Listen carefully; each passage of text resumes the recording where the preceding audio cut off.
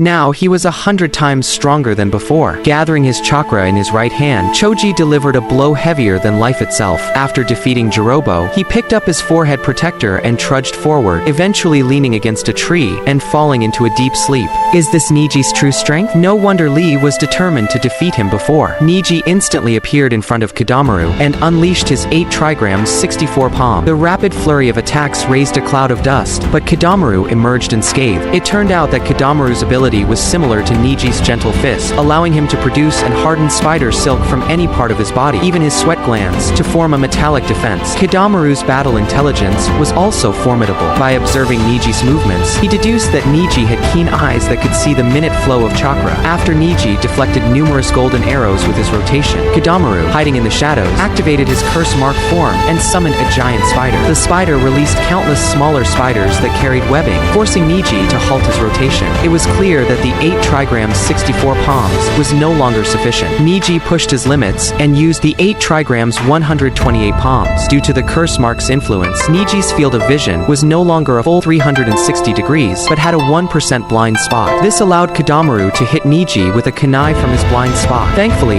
it was not a fatal blow, allowing Niji to continue fighting. Kidamaru, now fully transformed into his curse mark level 2 state, shot a powerful arrow at Niji, who had to keep moving to make it harder for Kidamaru to aim at his blind spot. However, this strategy was futile against Kidamaru. He launched a second arrow, controlling its trajectory with spider silk, forcing Niji to take cover behind a tree. As Kidamaru prepared a third arrow, enhancing its penetrating power, Niji thought of Naruto, who had shown him the power to defy destiny. When the third arrow came hurtling towards him, Niji didn't dodge but caught it, knowing that Kidamaru would aim for his blind spot. Despite the arrow piercing his body, Niji endured the pain and sent his gentle fist chakra through the spider silk, shattering Kidamaru's internal organs.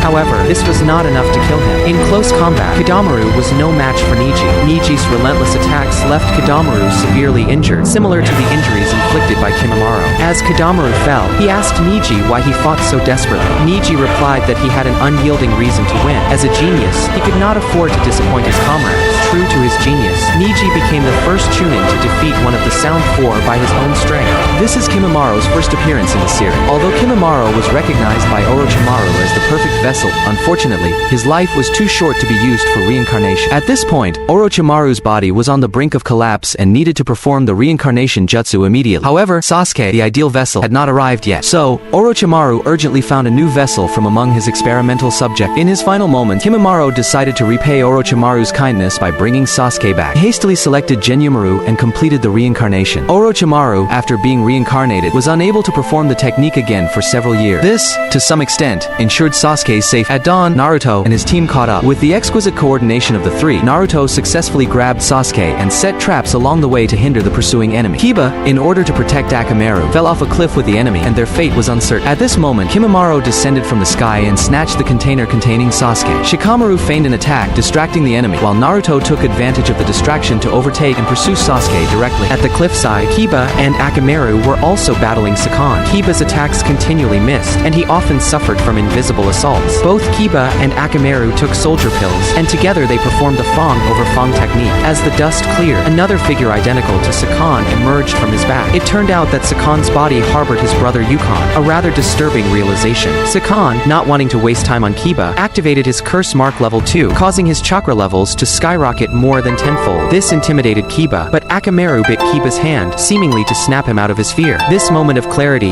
made Kiba realize that to survive, they had to go all out against such a formidable enemy. Kiba took Sakon's attack head-on and clung to him tightly. Meanwhile, Akamaru leaped into the air and urinated to mark their target. With the coordinates set, Kiba and Akamaru performed the beast-human clone, transforming into a gigantic two-headed wolf. At other side, this technique could counter Shikamaru's shadow possession. Tayuya's luck wasn't as good, as she encountered Shikamaru, whose intellect far surpassed hers. Otherwise, this move would have been challenging to counter. In her curse mark level 2 form, Tayuya played her flute, using brute strength to resist the shadow possession, and cast the sound-based genjutsu, demonic flute, phantom sound chains. Shikamaru, whose arms were seemingly melting, cried out in pain. This technique was so potent that even Sasuke would have succumbed. Fortunately, it was Shikamaru who faced her. The moment he was trapped in the genjutsu, he used his shadow imitation technique to break his own finger, using the pain to free himself from the illusion. Pretending to be fully ensnared, he lured lured Tayuya closer, then countered to immobilize her. Despite his tactical brilliance, Shikamaru couldn't kill Tayuya due to the vast difference in their physical strength. On the other side, Kiba unleashed the B-rank jutsu he had learned after the Chunin exams. Garuga. He launched a high-speed attack at Sakon, tearing him apart with tremendous force. Unexpectedly, the destroyed body regenerated and split into two beings. With no other options, Kiba used the last of his chakra to perform Garuga again. Unable to dodge, Sakon and Ukon summoned Rashomon, the same defensive barrier technique used by Hashirama Senju to block a tailed beast bomb. Failing to break through Rashomon, Kiba and Akamaru were forced to cancel their transformation. To protect Kiba, Akamaru urinated into Sakon's eye, his urine highly corrosive. In pain, Sakon retreated to the river, while Ukon entered Kiba's body. This revealed Ukon's weakness as Kiba, desperate, began to self-inflict injuries, intending to kill them both. Ukon, having never encountered such a situation, was forced to exit Kiba's body. Kiba, struggling to stand, used a smoke bomb to confuse his opponents and rescue the fallen Akamaru. Severely injured, Ukon retreated back into Sakon's body to recover. Meanwhile, Naruto summoned thousands of shadow clones to gain numerical advantage. However, against Kimimaro, who could really change the shape of his bones and turn his entire body into a weapon, it was futile. His bone density was even harder than steel, and he easily defeated all of Naruto's shadow clone.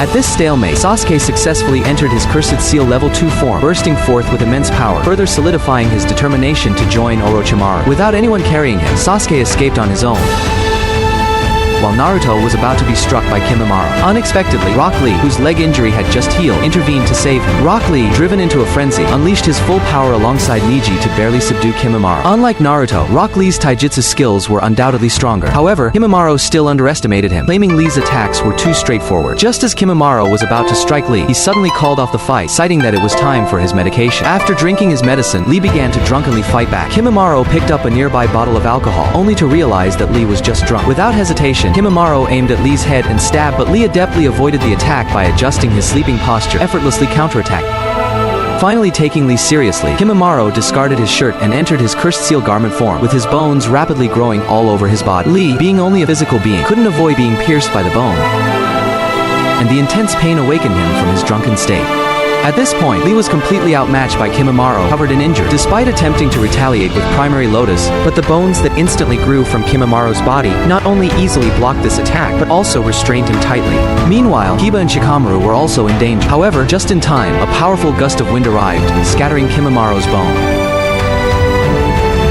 It turned out that Tsunade had called for reinforcements from the allied sand village. Temari swung her fan and unleashed the Great Sickle Weasel technique. She bit her finger and performed a summoning, calling forth the Sickle Weasel to deliver its most powerful slash. The formidable blade swept through the entire forest, not only leveling all the surrounding trees, but also crushing Tayuya, who had been hiding. Meanwhile, Kankuro controlled his two puppets with skillful coordination, quickly trapping Sakon and Ukon inside his puppet Black Ant. The puppet's countless blades pierced through, swiftly ending the fight. Of the once formidable Sound 4, only Kimimaro remained. The ultimate showdown between the strongest spear and the strongest shield among the young generation of ninjas in the early days of Naruto is unfolding. Gaara appears more mature and composed compared to the Chunin exam. The battle begins with Gaara launching a relentless assault with sand, overwhelming Kimimaro, who keeps dodging, assuming Gaara remains stationary because the sand in the gourd is too heavy. It appears that the sand in the gourd is limited. Kimimaro taunts Gaara, mocking his title as Gaara of the Sand Coffin as foolish. However, Gaara remains unfazed and successfully captures Kimimaro's feet with the Sand Tsunami Ninjutsu, followed by the Prison Sand Burial. Surprisingly,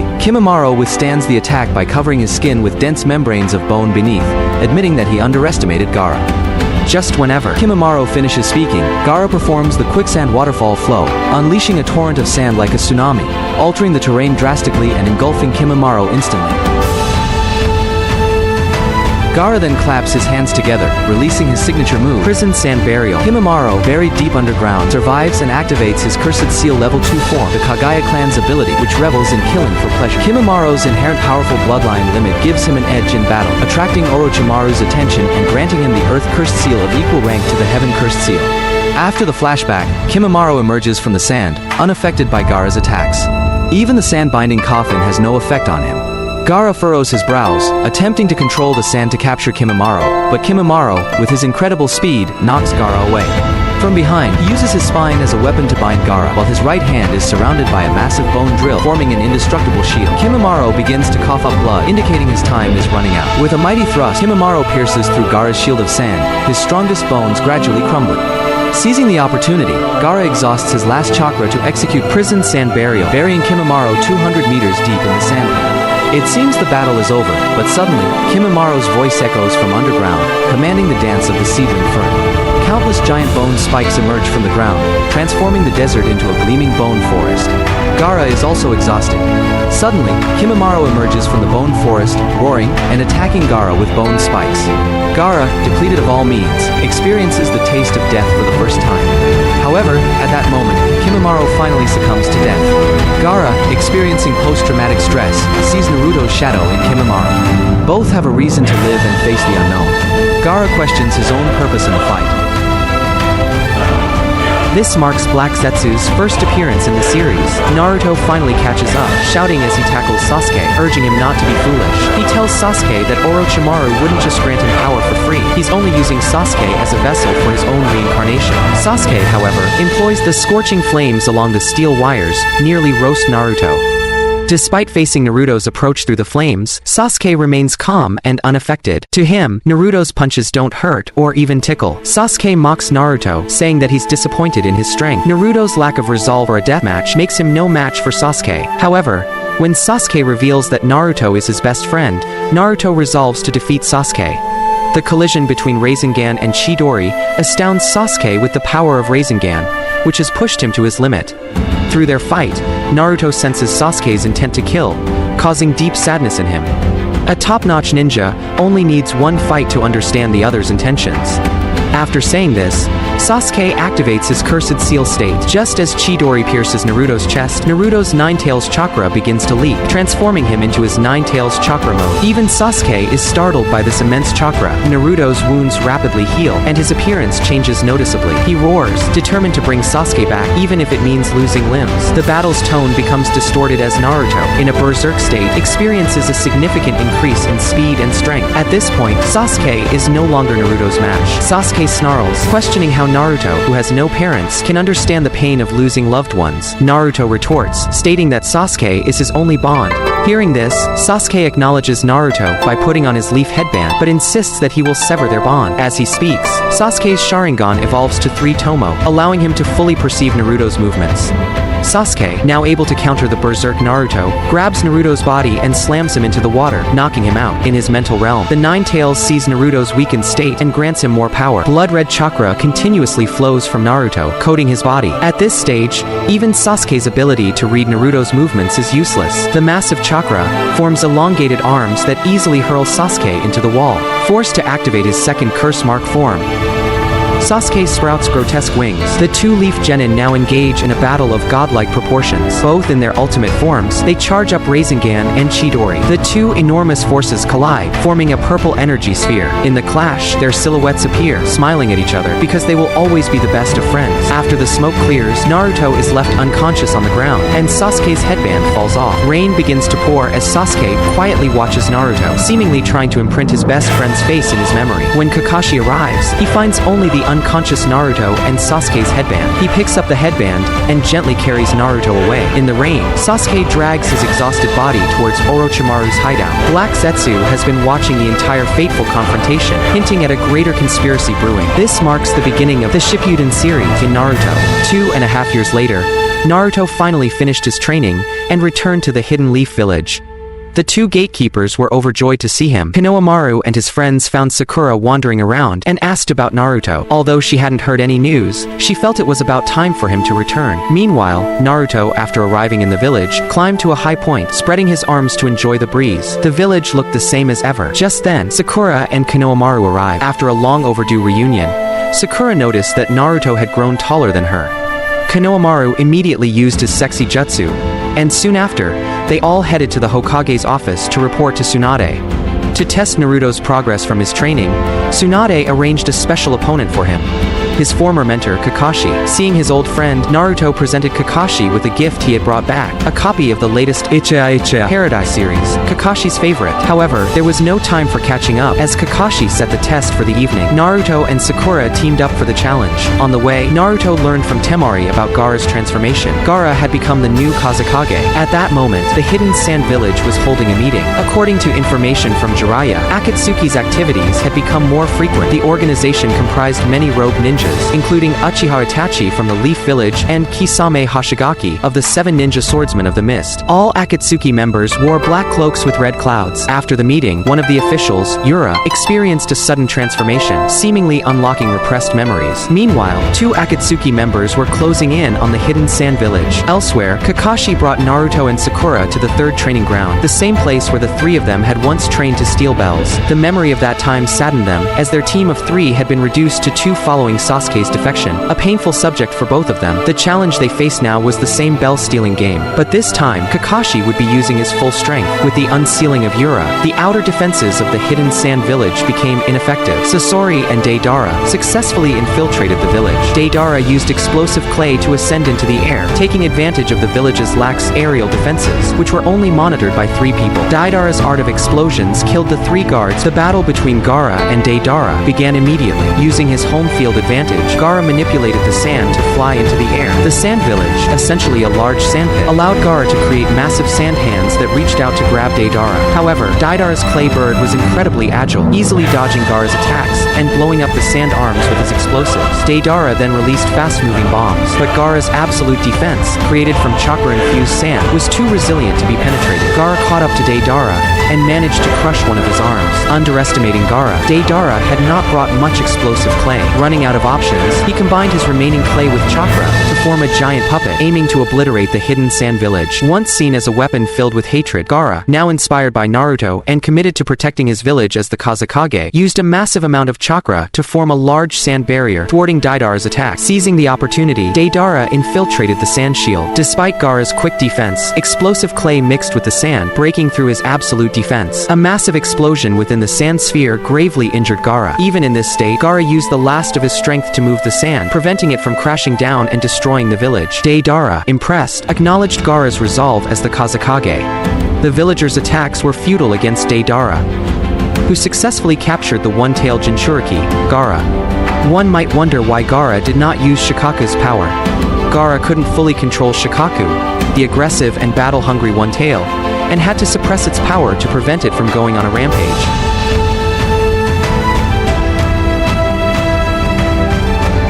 After Gaara's defeat, his brother Kankuro was determined to pursue Deidara despite others' warnings. As they prepared to leave the village, they noticed the silence of the outpost. The station ninja were already dead. As they continued their pursuit, one ninja found a survivor with explosive tags on him. The ensuing explosion caused the outpost's rock formations to collapse. This premeditated trap by Sasori and Deidara